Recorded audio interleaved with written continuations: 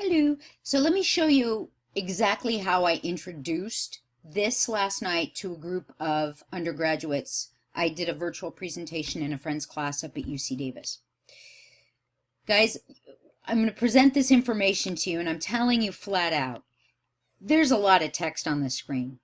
So when I present, if you know you're a very visual learner, I'm telling you up front, don't let your eye get sucked in and dragged down into the way too much text on these different slides. Stay at the high level so that you don't get so focused visually on trying to read all of the text that you don't hear. I fully admit to you, this is very auditory. The text is just there basically to keep me moving forward. So again, if you're very visual, please be aware of this. Don't let yourself get drawn in. If you're very auditory, you're going to love this because I like to talk. If you're very kinesthetic, I'm telling you right now, there's a lot to listen to. So you might want to have a pencil and a piece of paper and just either be jotting down notes, brief notes. Don't get carried away. You're not going to be tested on this.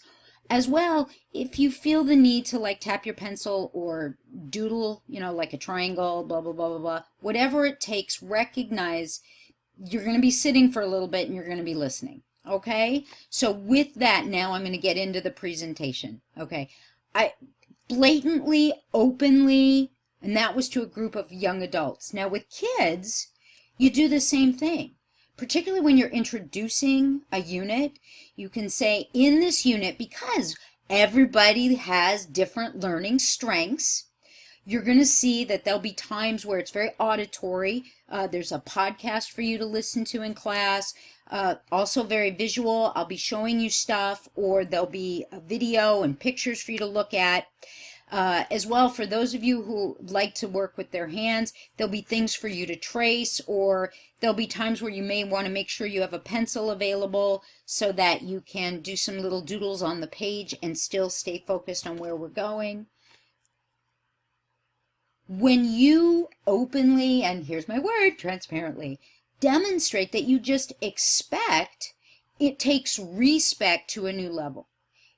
There's nothing weird about it. There's nothing wrong. There's nothing different. That does take time. It's going to take time for the kids to trust it. It's going to take time for learners of all ages.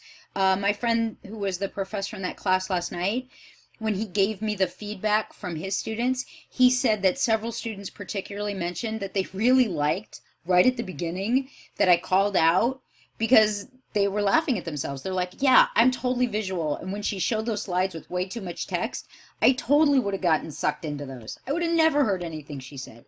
So don't be afraid to call out individual differences. Here's where things get really kind of mucky for us as teachers, right? Because we're so focused on ensuring that everybody has equal access to education that we confuse equality with equity. Equality, everybody's the same. Equity means that we're ensuring that everybody's needs are served so they're able to engage at an equal level. Nobody's put at a disadvantage. Equity versus equality. I think I already showed you guys the picture. Remember the baseball game? I think I posted it last week with the different boxes. If you didn't get to see that picture, go back into week 1 threaded discussion. You can sort by name and look at one of the posts that I did as a response post. And if you can't find it, then I'll show it again. Just shoot me an email. But we don't want to make it so that we're afraid to identify that we're all individuals. And here's a great example. Wrong one. Colors. Go back. Where's my colors? Where's my colors? Did I lose? There it is. Look at this color chart. Some of this is cultural, and some of this is just who we are.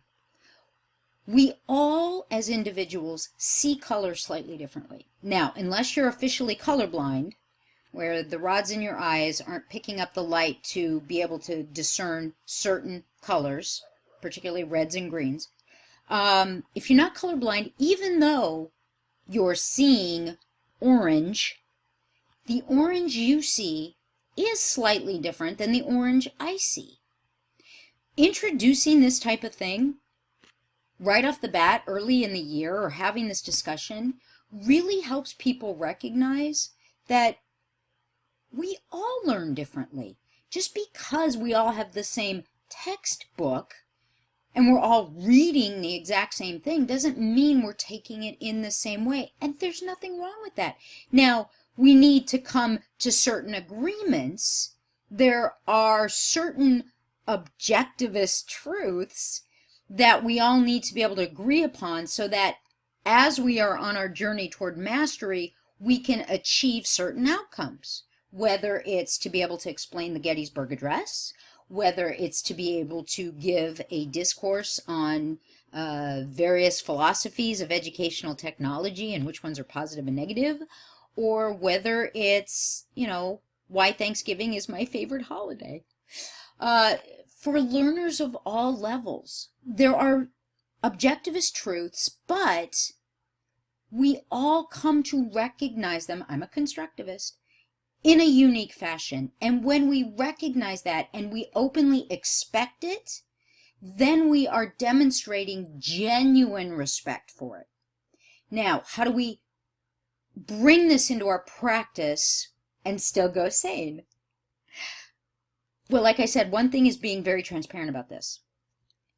Guys, in this unit, we're going to have some audio, we're going to have some video, blah, blah, blah, blah, blah. But when we're designing the learning, I'm going to share that in the class too.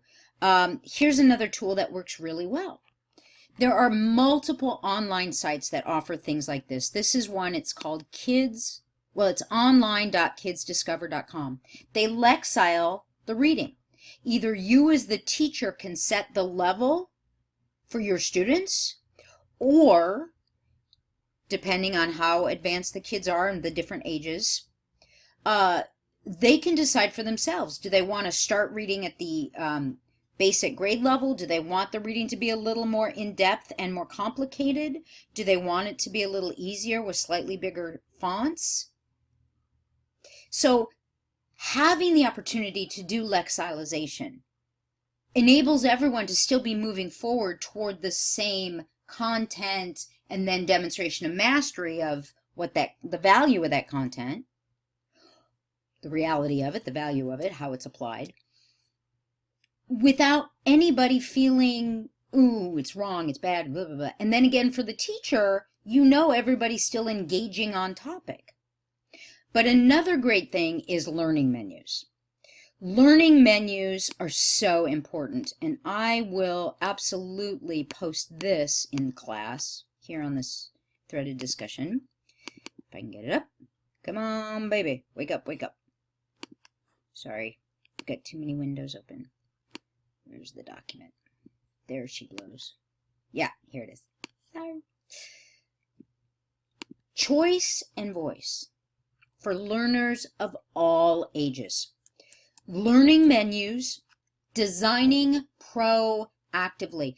EDU 609, for those of you who've taken it, the Seminar in Curriculum Design. This is why we are so hardcore about you as the instructor having clarity on what are the learning outcomes. What does the student need to demonstrate for you to go, yes, mastery, he or she got it. That's what's crucial. The journey toward mastery, there's a lot of room within there. Because we're all individuals and we all tend to learn differently, and some of us, want more depth, and some of us just need to be a little more narrowly focused, and some of us need to be engaged in a more tactile fashion, kinesthetic. Some of us need more support to truly understand a complex idea, and some of us, if we don't have complexity, we can't stay focused. That's okay. When we respect and we show that we expect it, then it's just a normal part of the learning process. So there is no, what do you mean similarities? What do you mean differences? Of course, we're all individuals. We have to live it. It can be hard, and it's a culture you have to foster openly.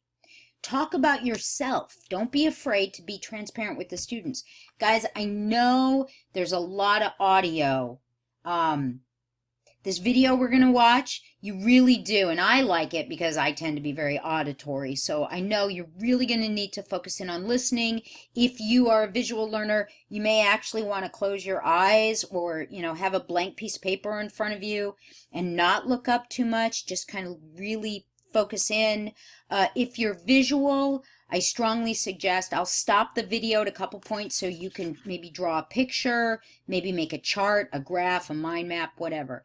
But learning menus, when we design the learning so there's already choice and voice, because we know what needs to be demonstrated for mastery. Let's look at this first one. What if we're studying human biology, the reproductive system? And so there are certain things that have to be done, maybe a text that has to be read, a chart that has to be filled out. Those things the student has to do, okay? Or maybe 3 out of the 4. But what about the side dishes? Does the student want to work independently? Let's say choose one of these. Do you want to work independently? Do you want to work in a pair? Do you want to work in a group of 3? Do you want to work in a group of 5? And then maybe the desserts are, do you want to only use the text? Do you want to use 1 text and 2 videos?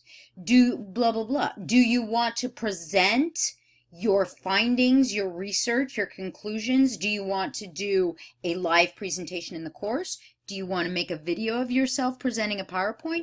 Do you want to make a song? Do you want to do a skit?